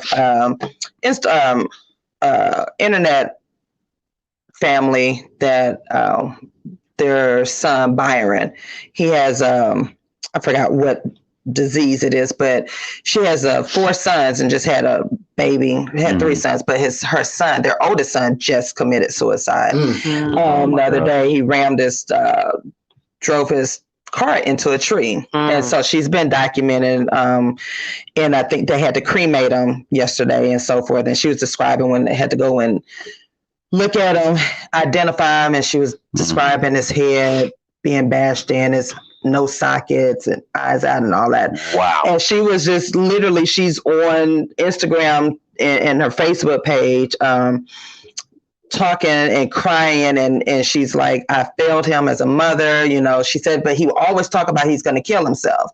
And so, sometimes people say it so much. And she said every day she knew he was hurting. He suffered from mental illness, and she knew he was hurting, but every day he was like, after I eat this chicken, I'm going to kill myself. When I do this, I'm going to kill myself. And so, she would talk to him every day, and she would try to see him every day. And she said this time she just didn't think he was going to go through with it. And she said the conversation, like she was talking word from word, she timed it. She said at such and such time he called me. That was the last time I talked to him. 5-10 minutes later, she got the call from the police. Boom, and so she was like trying to make sense of it. Like, was it an accident? And the police officer says, no, it was intentional. He rammed this. He drove his. Never hit the brakes. Never hit the brakes, and that's what she said. He never hit the brakes. Literally rammed it into the tree, dead on. And she was like, did he fall out? Go through the window? He was like, no. And so just to hear this mother say, I have to recount. Talk about the mental illness. And she was like, they tried to get him help, time after time. And she was like, he just battled. And so she's just praying that he's at peace now. And before I used to fault people about suicide, it's like, why would you take your life out? But honestly, we don't know the pain of each other, Well, going through your own depression, going through my own depression, I don't think about suicide, but just the depression alone, sometimes you just be like. In most cases, just like that mom, people take for granted the words that their kids say. Yeah. And that's the problem. Yeah. Right. Well, she said that it became, that's what she would tell the doctors. Like, this is something he's saying every day, and she doesn't know how to handle him or deal with it, because she's like, okay, I'm being there. I'm trying to be there. And then she said it just became part of his conversation. Right. But one of the things that people always acknowledge that person's pain. Yeah. Yeah. One of the first things you do is you acknowledge the fact that they are in pain. Yeah. And you'll be amazed at how many people don't get acknowledged of the pain that they're in, especially when there's people who live around you who know the pain you're in. And that's the problem. Dismiss it. But in the Black community, we do it because it's a stigma. You are not supposed to have mental illness. Yeah. There's something wrong if you. Yeah, there is something wrong. Yeah.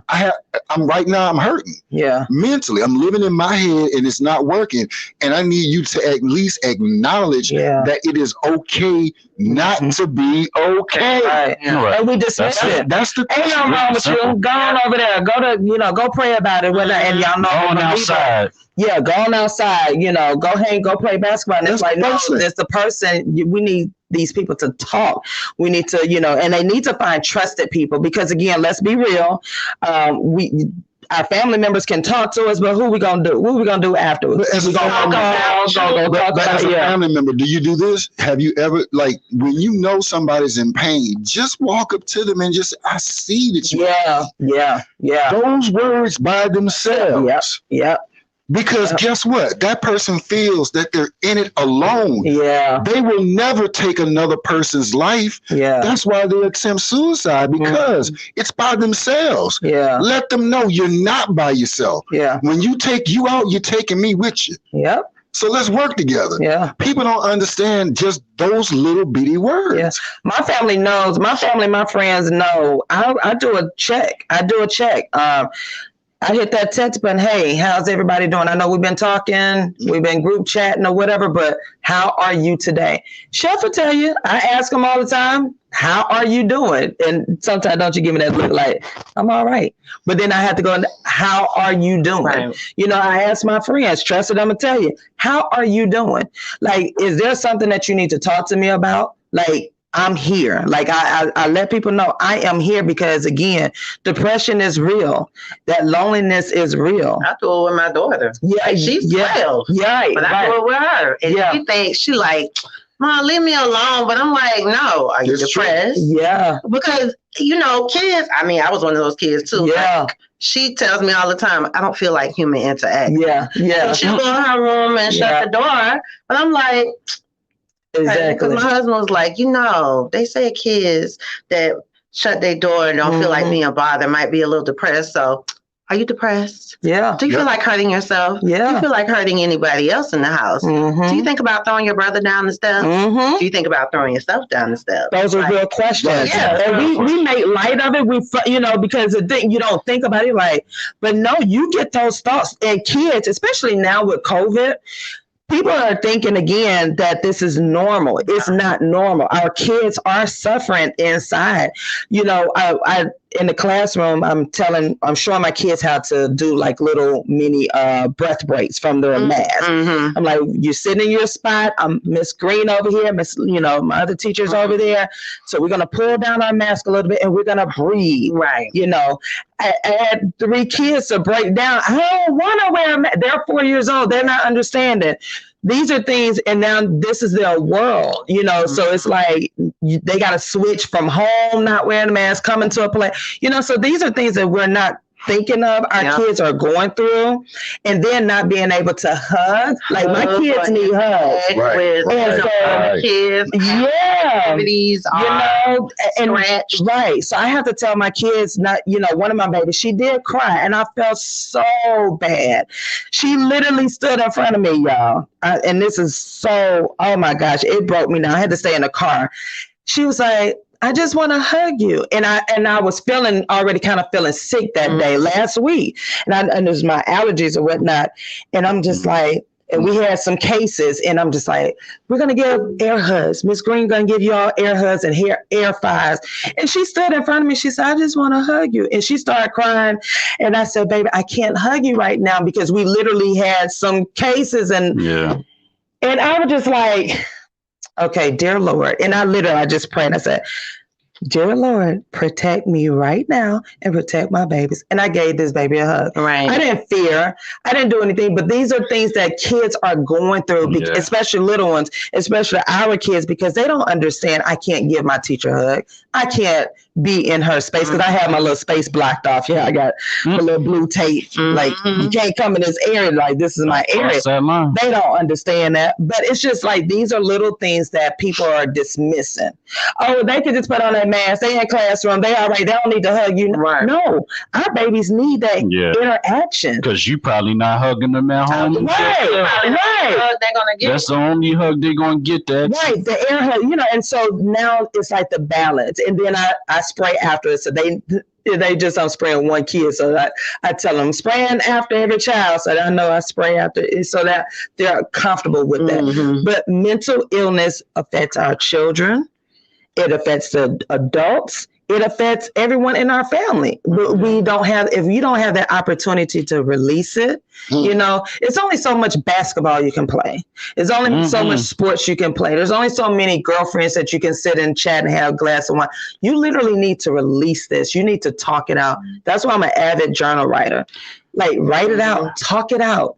You got to. I got a question for Tank, actually, because, you know, he's Tank the sports guy, and he knows sports like the back of his hand. So Sean, you just made a point. There's only but so much basketball and sports you can play. So now from a sports standpoint, you know, we got athletes out here that are playing their best ball ever. They are balling out of control. They going to college, balling out of control. They going to the NFL, the NBA, the major leagues, and balling out of control, getting these contracts with all this money and everything like that. But they are still depressed. The only thing to really give them peace is playing basketball and being an athlete. But when they come out of being an athlete to get into the real world, they are still depressed. So talk about athletics and being depressed as well, because we see a lot of that out here. We had a couple of NFL players take themselves out over the years because of that mental. I mean, actually, it starts off in high school. Just noticeably, the quarterback for South Carolina. That mic to the right a little bit. The quarterback for South Carolina, his brother committed suicide. And a lot of players, I mean, the stories mount of different players that commit suicide in college. Linebacker for OU a couple years ago committed suicide. Depressed at the thought of he may not make an NFL team. Wow. Yeah. I mean, a lot of these players have other issues, and pressures from home sports too are an escape. But you are sitting here. It's a lot for the mind. And still, this is a young kid. Would you say that a lot of these athletes are pressured by the family because they may be the only ones in the family doing X, Y, and Z? Like, you know, you have that, hey, I'm the only family member to graduate high school. I'm the only family member to graduate college. I was the only family member to really take this on and make a career out of it and really do well for the family. Like they're one for the whole entire family. Their one salary is taking care of the whole entire family. That's a lot of pressure for a young team. It's a lot because those players, I mean, when you find them, I mean, the family comes with it. And so you have to, I mean, again, it goes back to having that mental support. Looking at a kid and letting them know, you know what, it's okay not to be okay. So there's nothing wrong with you. There is no such thing as normal. And like anything, you have to start sitting down with these kids and recognizing the signs. And every time I hear interviews about these different young people that have taken their lives, it always starts off, we saw signs. Okay, so if you saw signs, why you ain't do nothing about it? How come, you know, I'd rather you get on my nerve and cuss me out, but you still here. I'm going to invade your privacy, your space, because mentally I know where you are. And again, it works both ways. Are you okay? And it's okay not to be okay. I say it all the time. I am now part of my coaching is self-love and self-awareness. You know, we've over self-care is, we've watered that down, but self-care includes your mental. And part of my coaching, you know, is being aware of your mental, that mental you have to take care of. And I'm very transparent. I had to start taking care of my mental, because again, it's not only affecting me, but my family. It's affecting my husband. It's affecting my sister and brother. Because if I'm not okay, and I'm trying to be strong for everybody else, you know, because again, and I had a lot of pressure on myself. I was putting a lot of pressure on myself, and I had to stop. I'm like, wait a minute. No, this is not normal. Like, I shouldn't be depressed about, you know, certain things, or there should be other avenues. You know, I'm always that person to give the sunshine, but who's there for me? And I had to step back. You know, sometimes you have to say it's okay not to be not okay. Like, you have to make that clear. And when you do that, you're able to release that, and people can say, okay, you know what? Wait a minute, she needs somebody to talk to, because I don't always like to journal. I love journaling, but sometimes I don't like writing. I don't want to write. I just need to talk about it. You know what I'm saying? It's like, get it on out. And therapy does cost, you know, for those who some insurances are not taking it. it's sad. Some are, some not, and that's a big battle as well. So check on your people. Reese says our daughter had the same issue with her first graders. She told her daughter to get on her knees, get back to back, and give them a back shimmy, make it fun. Grown folks got to make this thing make sense to these kids and ourselves. We're not thinking and creating, and that is so true. We are expecting the kids to be in these classrooms with the mask and tell them all of a sudden they can't touch you or they can't be in your space. And when, especially the little ones, the older ones, you can kind of explain to them, but the little ones, they don't understand this this world. We can't go on field trips. You can't do this. Everything is Zoom and this. So you have to make it fun. I make my kids, like I said, I let them know. I said, Ms. Green got a spray. I said, because we got some stinkies. And I said, I'm stinky too. And I got to, so you make it fun for them so they won't think you just spraying after them because they're going to feel some kind of way like every time I come up. So they know that I take we take the mask break. I take the clean break. I said, Ms. Green got to clean up. I said, because I got to protect you. I said, I don't want you to go. You got to make it fun for them. You really do. Because if not, your day is going to be filled with sadness. I don't know about anybody else. Stress and sadness. A whole bunch of 4, 5, 6, and and then on top of, I'm trying, and it's just a little plug. Y'all may want to go ahead and invest in a tutor. Because your kids, this group in the next 3 years, pre-K, kindergarten, and first grade, they're going to have speech problems. That's real talk. Yeah, I can see that. Speech problems. Yep, that's a fact. Why? Because of the mask. Yep. That's a fact. Why? Yeah. Even with the plastic mask, they're not ventilated for us. I tried that. Many of us did, and it's not working. They can see our mouth, but it's not made for teaching. So maybe somebody can create a ventilated, nice face mask where you can see, because your kids are going to have speech problems. Why? Because it's muffled. And one of the biggest things when it comes to speech, kids look at mouth formation. And they cannot see our mouths. So this is me all day. I have to pull down my mask. Again, they're at the seat. And I pull down so they can see me form the letter A. B, Other than that, they're not going to get it. So again, this is part of mental. See, we dismiss this because now you're putting the stress on the kid where they can't learn. And I know your wife knows I'm pretty sure she's going through the same thing. Yeah. We're taking new clients every day. Yeah. Yeah.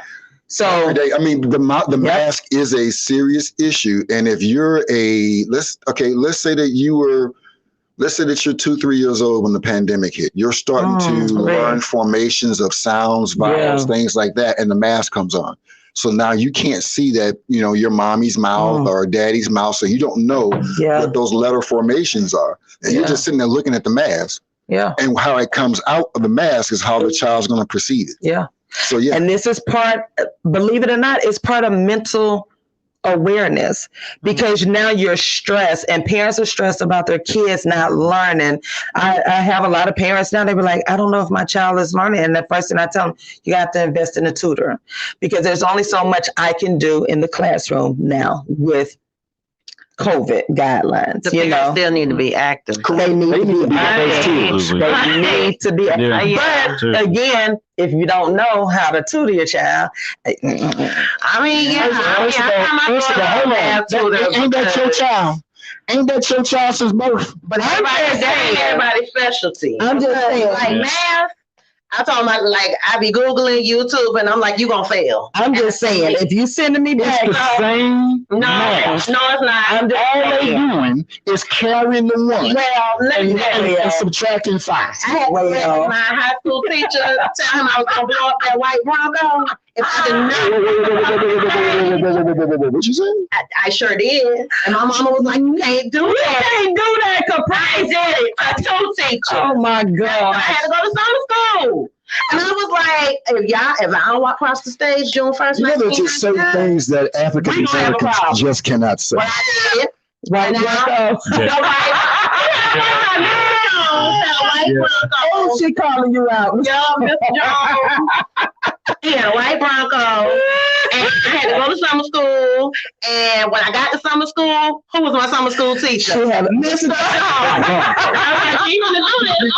You had OJ for summer school? I was like, I will blow Bronco up. You had OJ. And then, that's my thing. Like, So I was like, you know what? Math was not mine either. Caprice, so that explains why they were on the LA freeway riding from the police like that. Yeah, but I'm saying, like, You was the While driving on 285. but I got my daughter a tutor because she was like asking me, and I was like, girl, I can Google, I can YouTube, but if you want me to actually help you, you're gonna fail. Yeah, I tell parents. We met with like the new math. I said, now I understand what you put on this paper, but 2 and 2 is 4. Show me how. But and then that's what I'm saying. They want a whole different. They want to see how. Let's make it clear. It's not us. 5 is 25. But I need one. Yeah, but I need you to do that. I need you. I'm like, look. You know who it is? It's not us, because us teachers are for the old stuff. It's the folks at the top that want to stress y'all kids out. Wow. But, you know, there's a different way to get to 4. Yeah, there's a different. You got kindergarten parents asking you, what am I supposed to do on the kindergarten homework? I'm gonna need you to get a tutor. Yeah, I'm gonna need you to get a tutor. Well, there's a But you know what? That's the one subject that everybody agrees on both sides of the aisle. Black and white. We looking at you like, wait a minute. Yeah. It's too much. That math was the one back in 74. Why you can't carry it? 74. I told y'all all the time. I admit it, and I don't know if she watching my co-teacher back then. When I was teaching 5th grade, I told my principal, if you want your test scores to be up, do not put me in 5th grade. And what did he do? He put me in 5th grade, and I told him, I am not the one to teach the 5th grade math. I was Googling along with teaching it. That's how I didn't understand it. And my co-teacher, I ain't shamed. I am not shamed. I had to take math over and over here at Morris Brown. It just, it was intimidating for me, so I could not catch on. You know what I'm saying? I got the best. So teaching it, if you want me to. My baby went from an F to an A. Hey. And I was like, we're going to start back tutoring next week. My niece and my ahead of the curve. So I was like, if it's something you don't understand, please not wait until you get the F. The first thing is, people stress their kids out about math. The first thing I told my kids was, hey, it is okay not to be the A student in math. Yeah, I'm not going to make this so big because that's what most people do. They make a mountain out of the math, and it's numbers. Yeah. Well, I mean, it's all the classes for me. It was just math. We give our kids anxiety over math. Yeah, because we had anxiety over math. Yeah, so we're passing it on. Yeah. I'm like, listen, hey, it's no big deal. We're looking at it, and I said to the teacher, listen, I understand you're trying to show this different way, but even if you show your work, it still comes out to be 4. Right. Yeah. Exactly. What if possibly, listen, we're not playing spades. Right, exactly. We're not playing spades. That's what it's a passion. Right. The Black community is failing our children. We are not stepping up for them. And in 10 years, we will see the effect. It won't be funny. It will not. That's what I'm trying to tell y'all. Get tutors because we're about to see a whole wave within the next 5 to 10 years of this new group of kids that started last semester. The last semester kids, they're going to be okay. But this new group started from pre-K on up. You're going to see something that is going to, and then they're going to blame teachers. Let me tell y'all that now. We already know they're going to blame teachers because they're already doing it now. You can't blame them. At home. No, they're going to blame. So explain the digital divide. Explain why our kids cannot use technology up to the par of everybody else. That has nothing to do with you as a teacher. We know that. That is systematic. Y'all know that, but somebody got to take the fall, and guess who's going to be? It's going to be us. We're taking the blame now. We're taking the hit now. Oh, well, you know what? Y'all we got to do more. We got to do more. We got to do more. And that's why your teachers are stressed out. That's why you got a teacher shortage right now that they're not announcing that you got a teacher shortage right now due to COVID. People are leaving because, again, you're not about to blame me for a worldwide pandemic. We told y'all remote teaching. Well, right now, I get it. Some kids cannot do it, but for the safety. So now I'm choosing safety.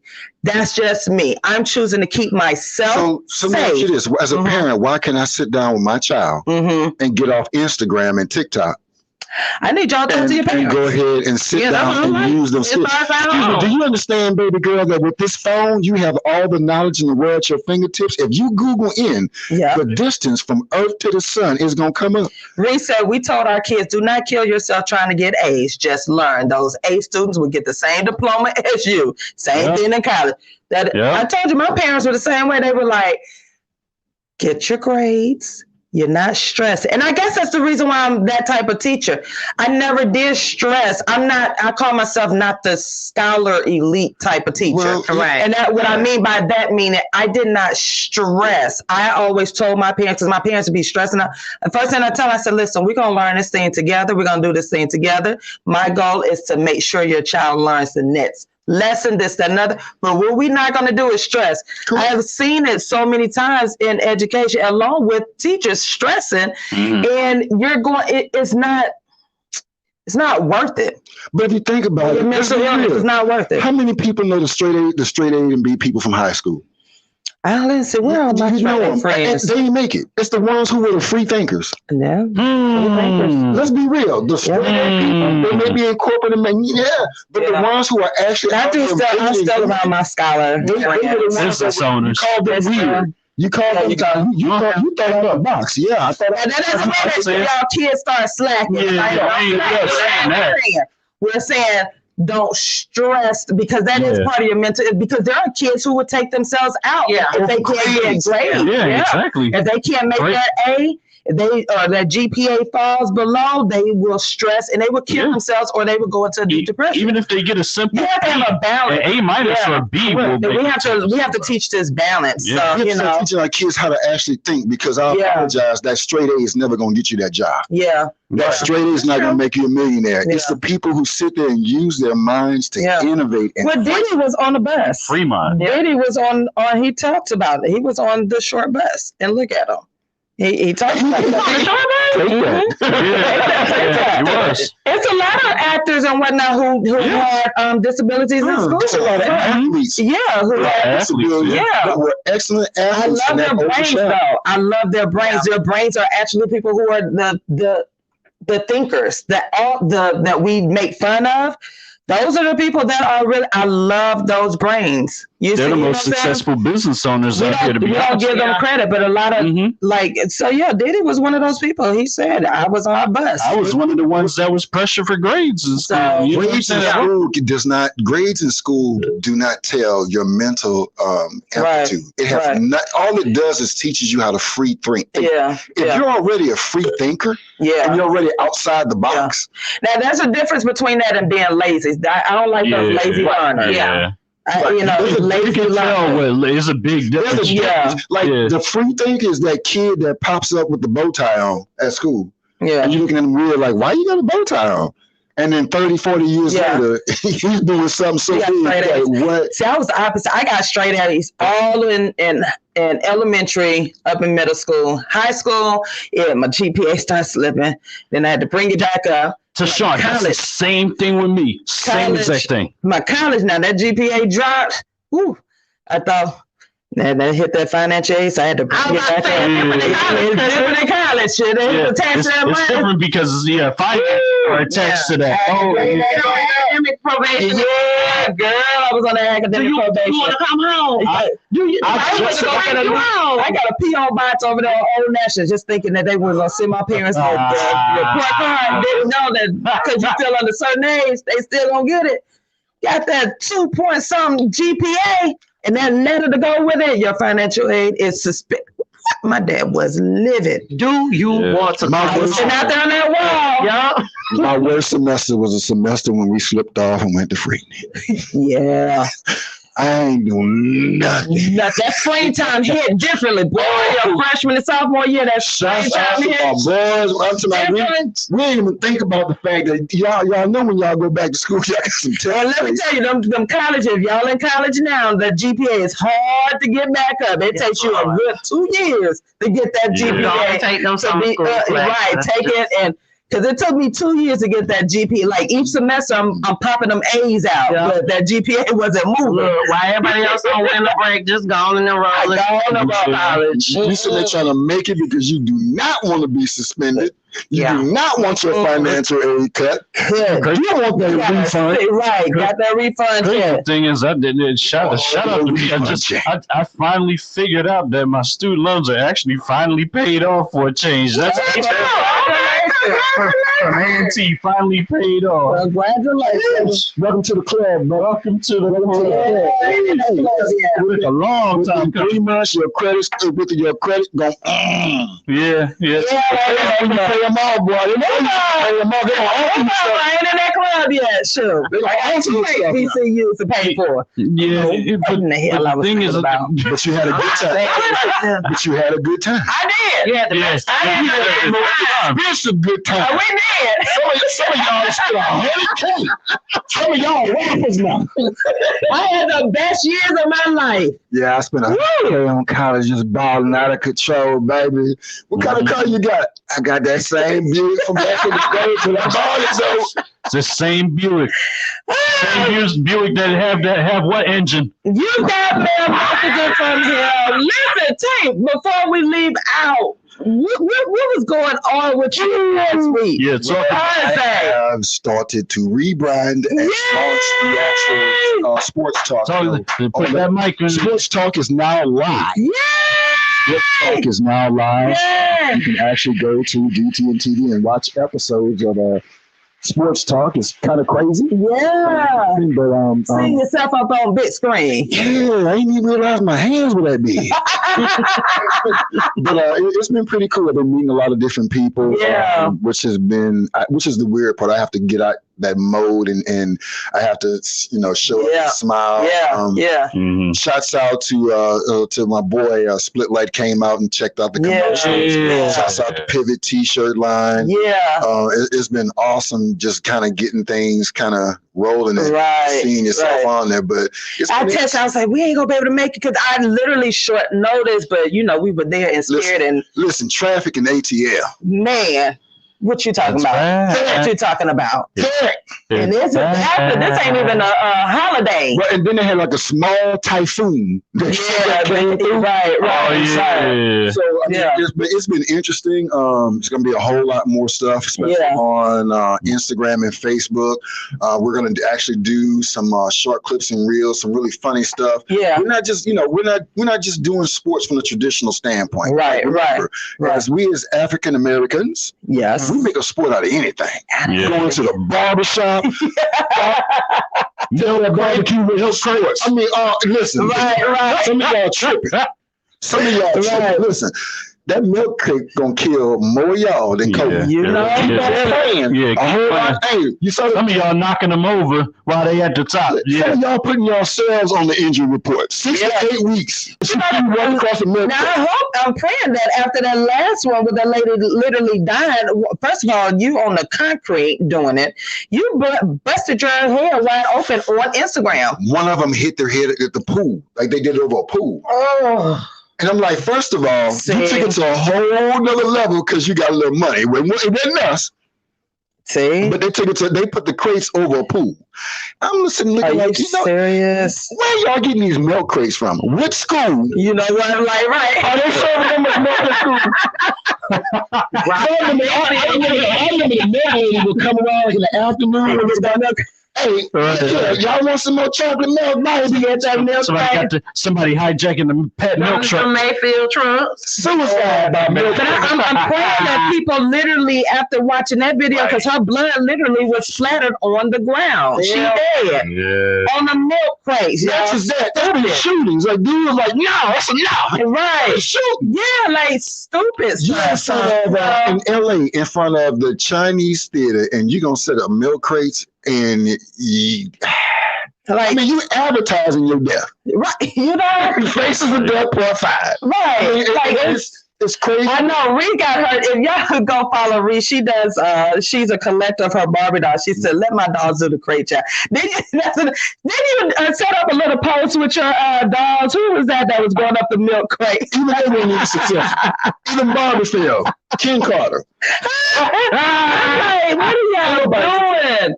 Like, but that right there, up with that. I don't know. Somebody sitting around put them milk crates back where they belong. Somebody's missing the basketball hoop.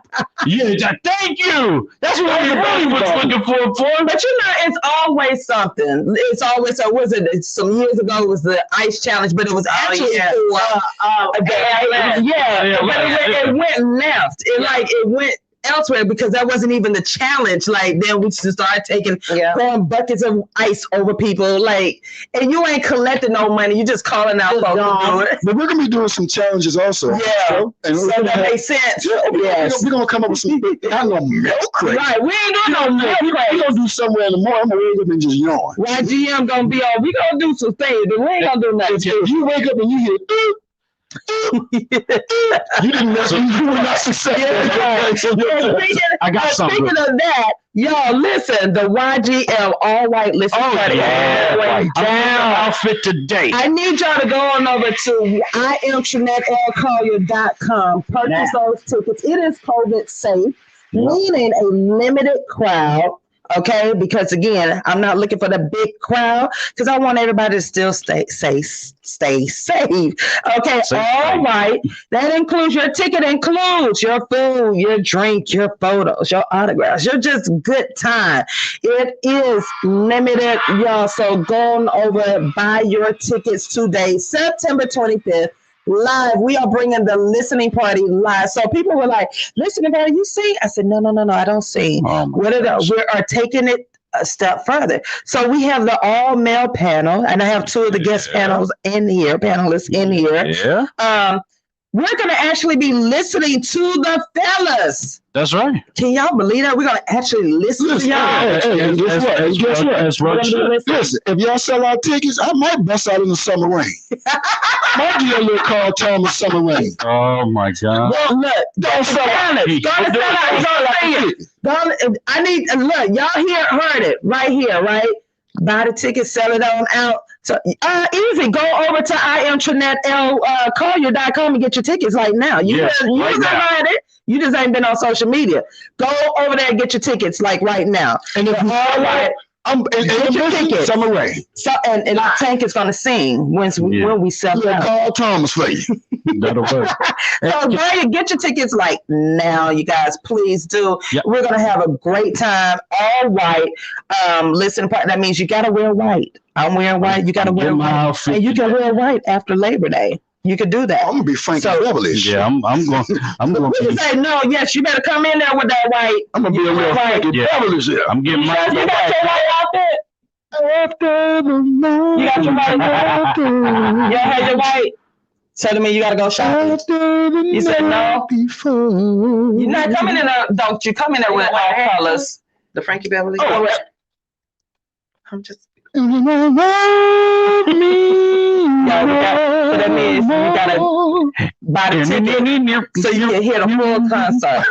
But yeah, it's a listen. I am super excited. We got celebrity host Chelsea Speets who will be hosting, and we got a full dope panel. It's just going to be really good. This is the first adult signature event for YGM. And I got some more news popping that day of. So I need y'all to come on out. Go to IamTrinetteLCollier.com. Get your tickets today. Like now, today. Okay. So we're about to wrap this thing up. Tank, what you got going on? I am Tank, the sports guy. And I will be around your area. Again, we're going to be doing some great things on Instagram and also Facebook, some great funny clips and stories. So Tank the Sports Guy, we rebranding this thing, and we're live now on television. We will be watching. I'm so happy for you. Green Machine, what you got going on? Get me last, get classic. What you got going on? Come on. Get me last, go to classic. Come play and see what's going on. Birthday party. Birthday party. There you go. Birthday party. They're looking at kids, man. Well, these are teenagers. They're like 15, but you know, I stay in the FTK type mode. Yeah. Michelle, what you got going on? Quickly, what's going on? Well, I got a couple. You know, I got to do my math. I know. Cool. I got you. See, dang, just like the grades. No, let me stop. So, first of all, Tank, proud of you, my brother. You worked hard. You did everything you needed to do. I'm going to give you your flowers right here on this airwaves, and I'm going to take the time to do that quickly because you, like I said, you built this sports guy, Tank the sports guy. You've been sports all the time, but now it's even more realer than ever. I'm proud of you, and I will continue to be proud of you in all of the endeavors, my brother. Godspeed, strong. All right, you know what I'm saying? And now you put static in the mic, just in Tank fashion. He put static in the mic. Anyway, listen, Wonder Machine. We got the on Friday. We actually have the guests that came. The gents. You're coming back on the Wonder Machine. All right, we're good, Tank. But yes, Young Gents Inc.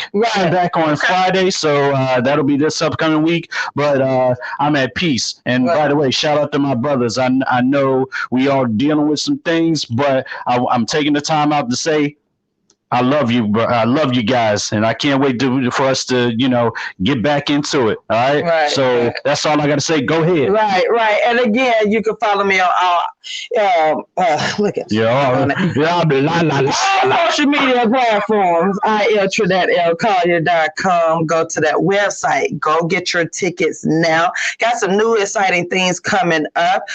So be on the lookout for that. Things are coming. Things are happening. Like literally, y'all.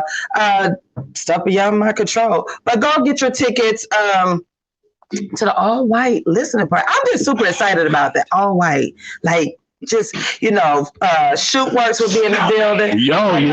Just like it's just so much. Like this is not a this has been in the works. Let me just put it like that. Like this is professional event. Been in the works. Just go over and get your ticket. All right. So until next week, we do have a guest coming up. No, so we do. Is it another show? No, I don't know. I'm hungry too. I'm gonna eat some grits. Lord Jesus. With sugar. I'm just gonna throw some after this. Come back next week. Yeah, come back next week. And we'll be right here, live in the studio, 102.6 The Situation. You've got mail messages from him. DJ 123 Machine. 1, 2, Can you 3, turn 4, that up? 1, 2, 3, 4. Or should I just do the acapella version? No, we're not doing that today. I got you. You almost did it. It's Saturday mornings. I'm tuned in. Okay, no, we're gonna do the regular. No, we're gonna do the regular one. We're gonna do the regular one. Yeah, peace, y'all. Tuned in, listen in to Tishawn, she be going in, y'all. Black queen for us, black king. We can learn a thing or two when we're locked in. One of the few places we can't be heard. Facts, man, I rocks with her, that's my word. The show is enlightening, engagement always enticing. I always come with an open mind, I'm never frightened, y'all. Guaranteed to walk your way within the rules. Now that I'm thinking everything else is minuscule. We're the fools who don't protect black women. No argument, disrespect. And that's it, y'all. Please come in peace when you call in, cause the friends ain't no slouch fair going in. You got mail messages from him. Y'all better listen if you wanna win in life, y'all. You wanna win in life, tune in to Tishawn and Friends. You got mail messages from him, just from him. Yeah, you've got mail messages from him, just from him. 10 a.m. to noon, Saturdays. Tune in.